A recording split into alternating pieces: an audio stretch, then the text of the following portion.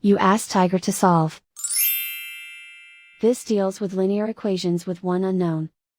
The final result is y equals 8. Let's solve it step by step. Simplify the expression. Expand the parentheses. Simplify the arithmetic.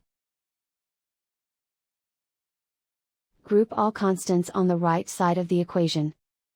Add 28 to both sides. Simplify the arithmetic.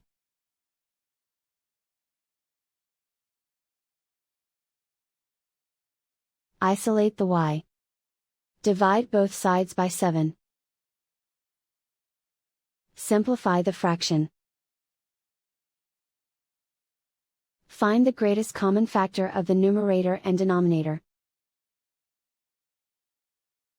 Factor out and cancel the greatest common factor. And so the final result is y equals 8.